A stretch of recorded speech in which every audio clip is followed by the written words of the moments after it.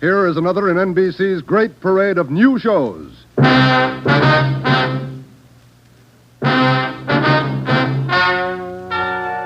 Ladies and gentlemen, the story you are about to hear is true. Only the names have been changed to protect the innocent. NBC brings you Dragnet.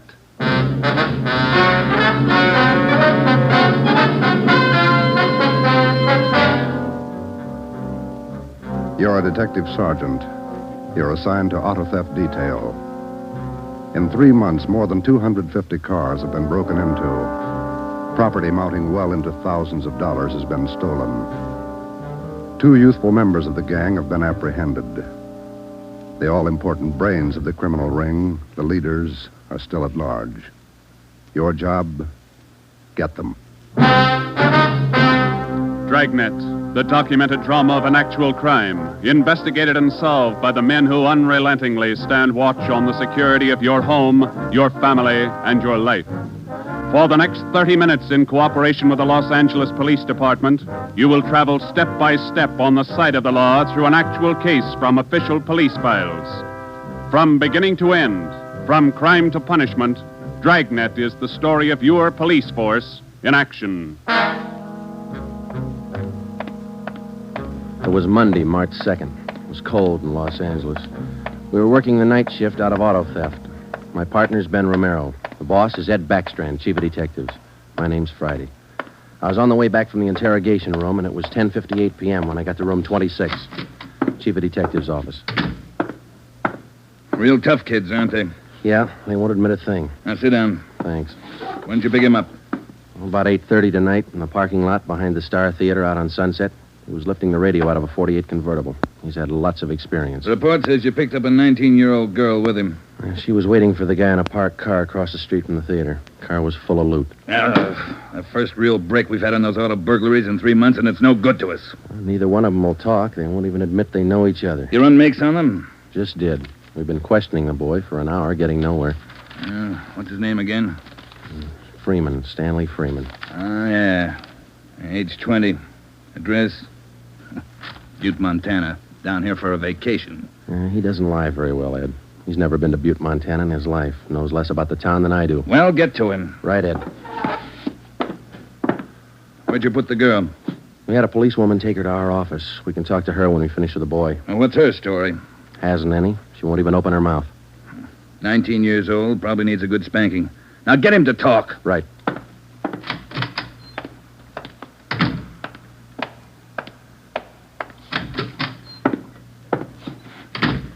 Did you run a make, Joe? Yeah, he's clean. Get wise, huh, Flatfoot? Look, you're in a bad spot, son. That kind of talk isn't going to help. Says you. We caught you red-handed trying to steal a radio that didn't belong to you from a car it didn't belong to you. Is that right? That's enough to send you to San Quentin, boy. You better give us the story. Shut up. We got all the evidence we need for him.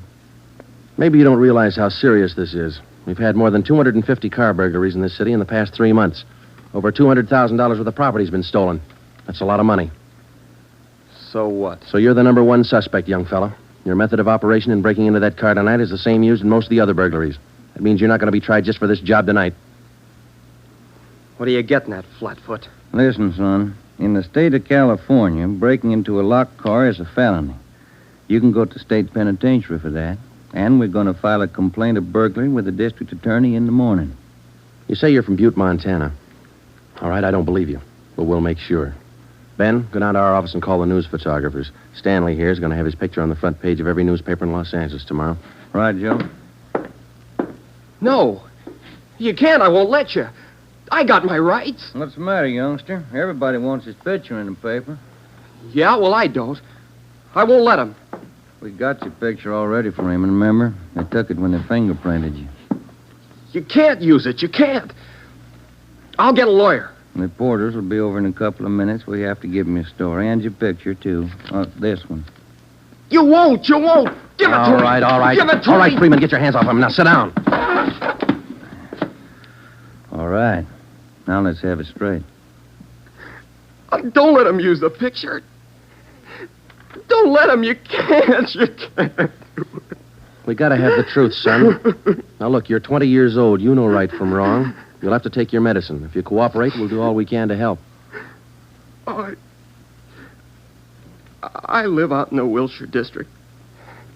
All I wanted was a little extra money. We didn't take much. We didn't think it was so wrong. It was stealing, Freeman. You know that's wrong. Where do you live out there? Piper Avenue. 821 Piper. Oh, you won't give him my picture. You live there with your family? Yeah, my mother. Father's dead. Oh, promise me you won't give him the picture. My mother, she'd see it. Oh, promise me. You're working with a gang on those auto burglaries. We know that. Now, who are they? Where are they? And what's the setup?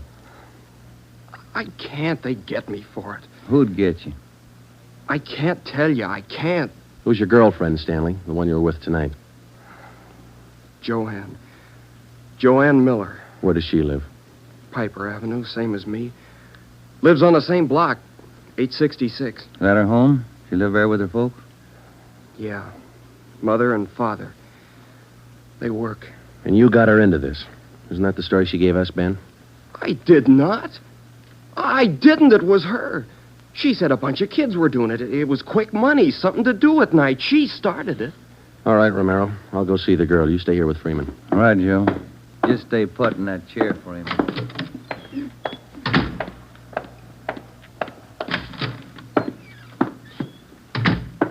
Hi, Marge. Hello, Joe. You and Romero handling this case? Yeah. I'd like to talk to the girl a few minutes. Marge, will you stand by? Right, I'll sit over here. Thanks. All right, miss. What's your name, age, and address? I told this lady cop 15 minutes ago I'm not saying anything. All right, then we'll tell you. Your name's Joanne Miller. You live at 866 Piper Avenue. You live with your father and mother. Both of them work. You're a liar. That's not me. You're 19 years old. You live on the same block as your boyfriend, Stanley Freeman, and you're the one who got him mixed up in this gang. Isn't that right? No, it's not right. It's not. I didn't do anything. Well, that's only half the story. Freeman told us everything. You want to hear the rest? No. Stan wouldn't tell you. He wouldn't. He told us how you got him mixed up in it. Quick money. That's what you told him, didn't you? No, it was him. I can prove it. The rest of the kids will tell you. He got me in this. Ask them, they'll tell you. It was Stanley and Fred Milford and George Jansen. They started it, all three of them. All right. Will you tell the story to a police stenographer? I'll tell him everything. He's not blaming this on me. Marge, will you go get the stenographer? Right, Joe. Now, how many persons in this gang of yours? Oh, about 10 or 12. And it's not my gang either. He got me into this, and now he's trying to lie his way out, blaming me. How long you been doing this, burglarizing cars? Me? Oh, only about 2 weeks. It was supposed to be fun, something to do at night. The rest of them been at it a couple of months. Who's the head of the gang? I told you, it's him, Stanley, and Fred Milford and Jansen, all three. I only started going out with them 2 weeks ago, maybe less. All right, Joanne. Tell it to the stenographer the same way. Stenographer will be in a minute, Joe. Okay, Marge, thanks. Stay with her. Right, Joe.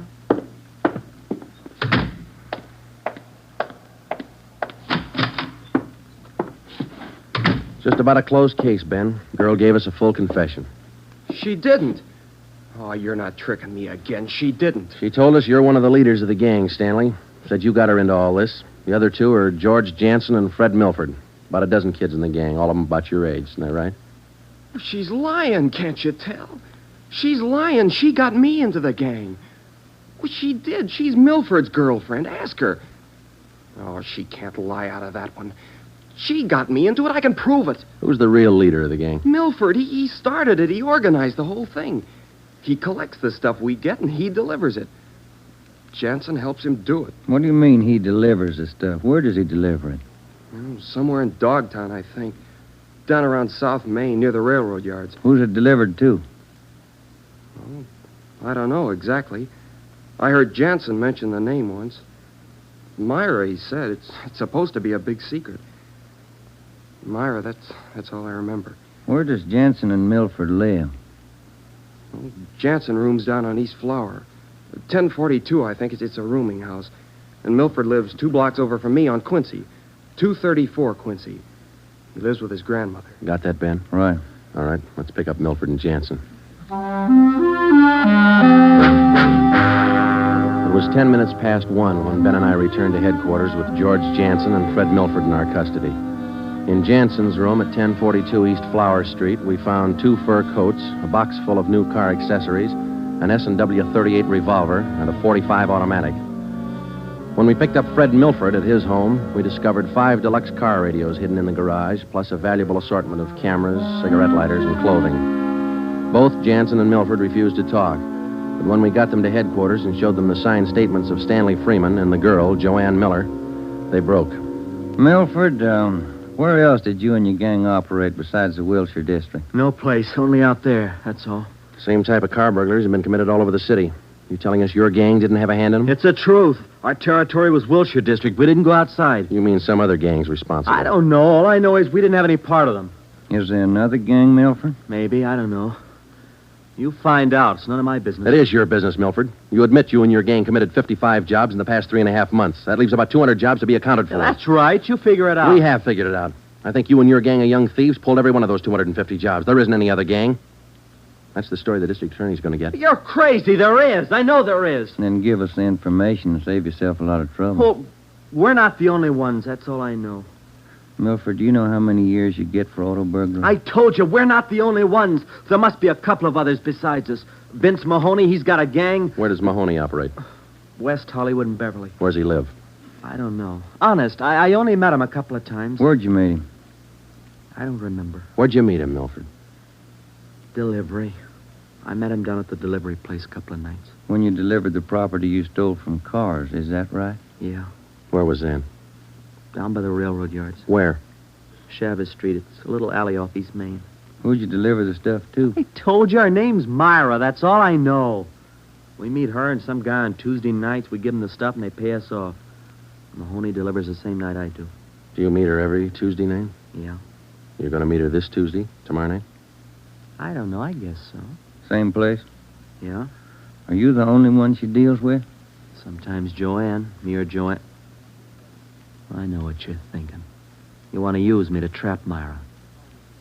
Well, what's it worth? You know better than that. How about it, Milford? Oh, what else can I do? Give me another cigarette.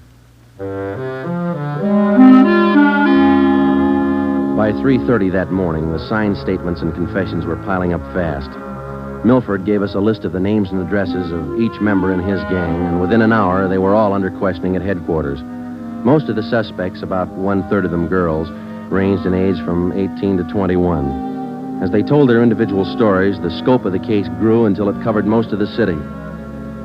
By late afternoon of the next day, Tuesday, March 3rd, 3 more gangs operating in Venice, Bel Air, and North Hollywood had been apprehended.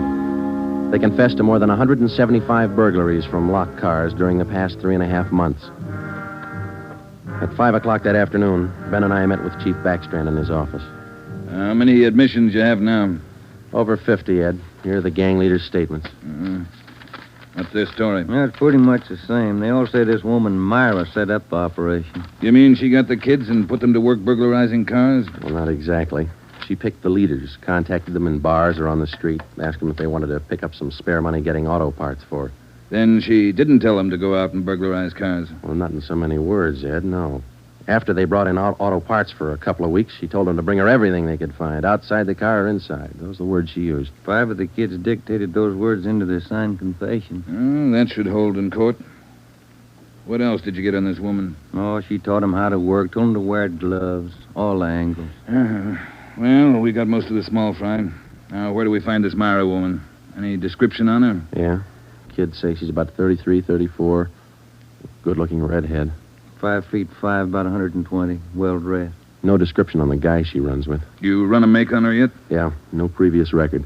We've set up a stakeout for her tonight. 2 of the gang leaders have volunteered to go along, this Milford and Vince Mahoney. Good. Down on Chavez, where she usually meets them? Yeah, that's right. When? 11:15. That's the regular time for the meet, according to the kid. All right, I'll be at home. Call me. I don't want to miss out on this one. When Ben and I left Ed Backstrand's office, we went home for dinner and a few hours' sleep. At 9:30 p.m., we were back at the office. We met the men in the special detail which Backstrand had assigned for the stakeout that night. We briefed them on their duties, and then we got Fred Milford and Vince Mahoney out of their cells. To avoid any possible suspicion of the presence of a trap, we had Milford's permission to use his car in the stakeout. The car which he had said he had driven to the delivery meetings with the woman Myra at least a dozen times before. We arrived at the stakeout area, Chavez Alley in East Main, at 9:58. The meeting was scheduled for 11:15. The moon was out, but the sky was overcast, and there was a cold wind blowing from the east. Hey, what time you got, Sergeant? About 10. Why, Milford? Getting nervous? No, just wondering. How are you cops going to rig this thing? In just a couple of minutes, we're going to plant you two in Milford's car parked up there in the alley. Now, you stay there until Myra shows up. We'll do the rest. Yeah, I know, but what'll we say? Suppose she asks for some stuff. We ain't got any. You won't need any. You won't have much time for talking. Suppose she wises up. Maybe she'll pull a gun. Maybe. Does she carry one? No, never saw her with one. Don't worry, Milford. We'll make sure you're not in danger. She's got an awful temper, that redhead. Got mad at me once when I squawked at the prices she was paying us for radios. What was she paying you, Mahoney? For an 8-tube radio, good shape, $7. She got all the gravy and you got all the grief. You're not kidding. Joe? Are you? Yeah, Steve. What do you got? Well, the men are all staked out, Joe. Got the area covered from every angle. All right. You got an extra man to stay in Milford's car? I'll handle that myself. Fine, thanks. Okay. All set, Joe? Yeah. Now, Milford and Mahoney, we're going to put you two in your car now. There's going to be an officer with you, so there's no need to be nervous or afraid. You just sit in the car and act natural. When this Myra drives up, don't leave the car. Have her come to you. You got it? Sure. Okay. All right, Joe, let's go.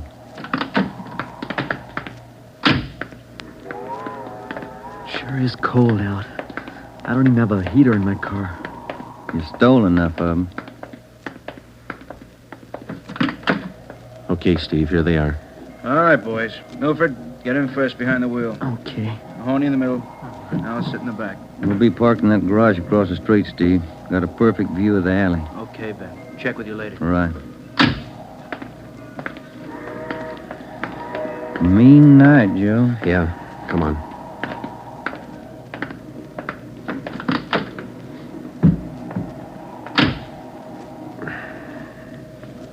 It's cold here in the garage, isn't it? Yeah. It might be a long wait. What time you got? 6 minutes past 10. Thank you.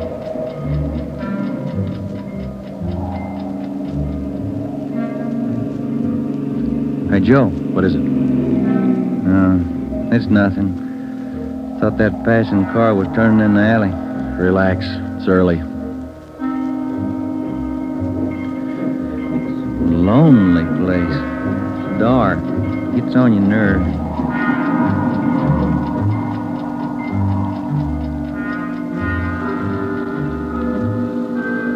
That's it, Ben. 11:30. Nothing yet. Somebody might have tipped her off. Yeah, that's what I was afraid of. Now, let's wait it out anyway. Joe, that blue coupe. Yeah, just turned in the alley. Let's go. Come on, run, Ben. Behind you. All right, you fella. Quit your fighting. What'd you get, Steve? Here he is. Just drove up in the coupe. Got out and called Milford Mahoney by their first names. He's in on it. What about the girl? No sign. Kid was the only one in the car. All right. Tell them in the stakeout's off for tonight. Have them report back in. We'll take the kid with us. Okay. All right, young fellow, this way. What you cops think you're doing? I ain't done nothing. Look, sport, we heard that from 54 different kids yesterday. We're tired of that line. Come on. When we got back to the office, we took the boy to the interrogation room and questioned him. He gave his name as Matthew Leiter, age 21. He wouldn't break until Vince Mahoney definitely identified him as a member of his car burglary gang and the special favorite of the red-headed woman they called Myra. Then Leiter copped out and told Ben and I that he had talked with Myra as late as 10 o'clock tonight. He told us that she had heard that the police had picked up some of the gang members, and she asked Leiter to drive down to the Chavez Alley meeting place. He was supposed to tell Milford and Mahoney that the weekly delivery date was off until further notice. We questioned Matthew Leiter for an hour and a half. You told us a little while ago that you talked with this woman, Myra, late tonight. Yeah. Where'd you talk to her? At her home? Her home? Don't be stupid. Nobody knows where she lives. I met her at a bar. Which bar? Julius, out in Santa Monica. How did she contact you? Called me at home. She's not such a bad dame. She treats you right. Sure, that's why you're in jail. Did you ever call her on the phone? I don't know her number. None of the kids do. She's smart. She taught me all I know about the racket. You'll have a rough time getting her. Maybe, but we'll get her. Ben and I left the office at 2 a.m. and went home to bed. We reported in at 8 that morning to Ed Backstrand. The three of us went down the street to Koken's restaurant for a cup of coffee. Nobody was in a good mood.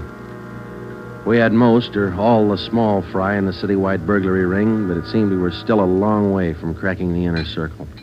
The latter kid said that none of them knows where she lives, what her phone number is, nothing. Pass the sugar, Ed.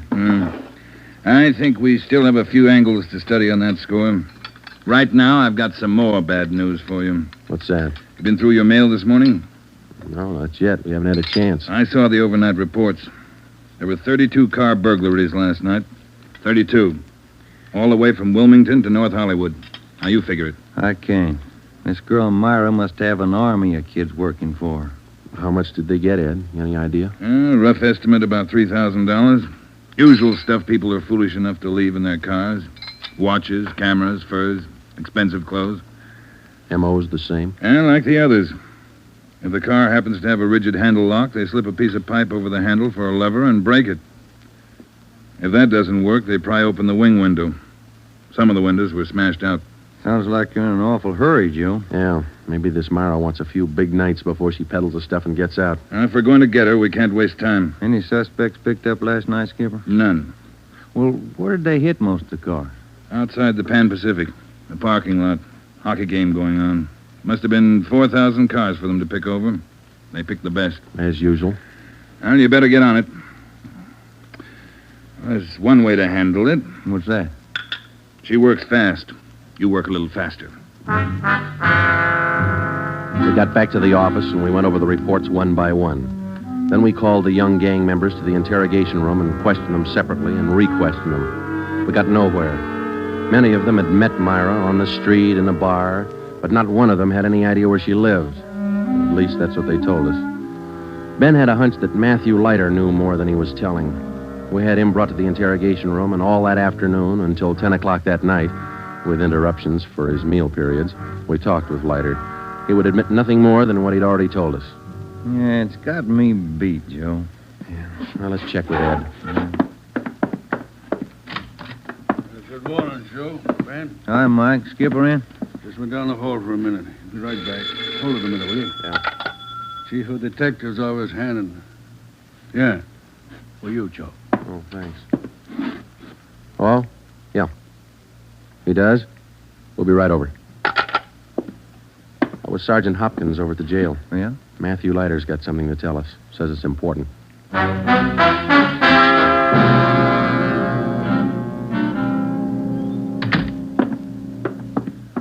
Have a chair here, Leiter. Yeah, thanks. All right. You wanted to see us. I'm getting even with that dame Myra. I'm squaring with you. Yeah? She told me if I was picked up, she'd have me out in a couple of hours. She promised me a lawyer if anything happened. Said she'd get me bail. All right. Where can we find her? I don't know if she's there now, but you can find out at Francisco Motors. Big used car lot. Garage, too. It's out on Melrose past La Cienega. What's the tie-up? That's where she fenced most of the stuff we stole. Some old guy she buddies with runs the place. Big shop in the back. Store a lot of hot stuff there.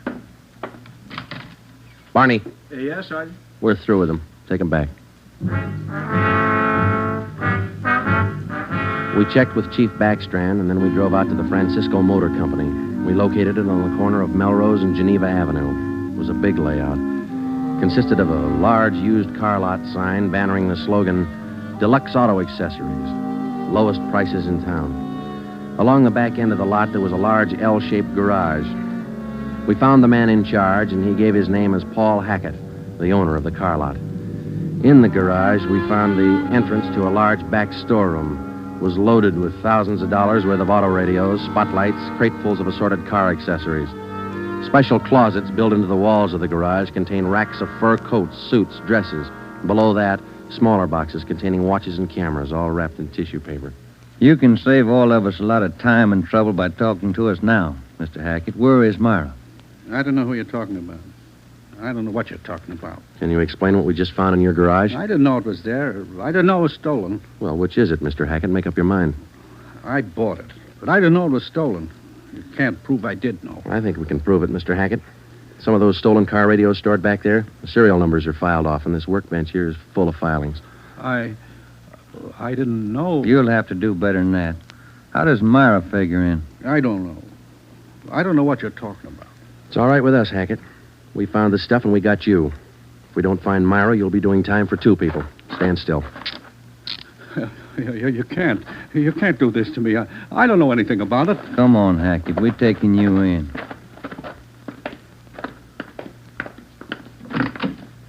All right, get in the car. Come on, in the car. Am I going to jail? You're going to jail. All right. I'll take you to Myra. Hackett told us that Myra lived at 1345 Munich Drive in Beverly Hills. He said that he was Myra's husband. He told us that he'd been in a legitimate garage business for 10 years before he married Myra. She talked him into the racket. He identified 1345 Munich Drive as their home. When we got there, we found stores of stolen property similar to those found in the garage. Myra was not there. Hackett had no idea where she might be. We sat down in the living room and waited.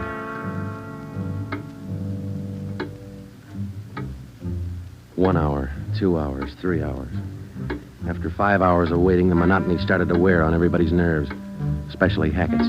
The whole thing, it was her idea. I should have known, all hers. She did this to me. I won't take it alone. Where is she? You tell us, Hackett. Told you, I don't know.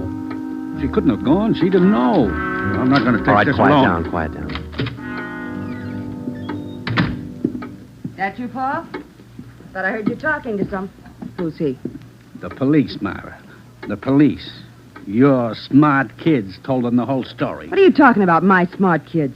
What are these cops All doing right, here in the that's living... enough. Get your dirty hands off me. Get away. Kids are right, Joe. She got a Get away temper. from me. Who do you think you're... There, that ought to hold you for a while. All right, come on, you two, let's go. All right, copper. You win. Stupid husbands. How many times did I tell you? Don't trust those kids. Don't store their stuff in the garage. Don't open it for anybody. Get a lawyer. No, you knew better. Dumb jerk. The idea of having those cops camping in the living room waiting for me. Why didn't you warn me? I'm going to divorce you. That's what I'm going to do. I'll stick you for plenty. Jerk. All right, inside you two.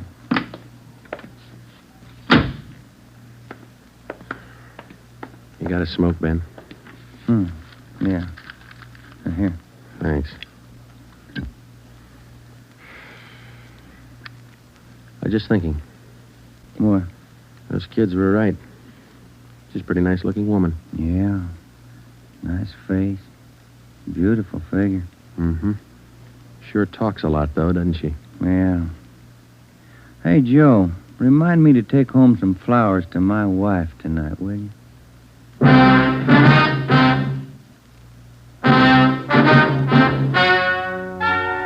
The story you have just heard is true. Only the names were changed to protect the innocent. Paul and Myra Hackett were tried and convicted on 7 separate counts of receiving stolen property. They are now serving out their sentences in the state penitentiary. Realizing that most of the young persons involved in the case were influenced by the strong personality of Paul and Myra Hackett, a separate investigation was made into the backgrounds and home life of the young offenders. In most cases, they were found to be basically good, and they were placed on probation and returned to their homes.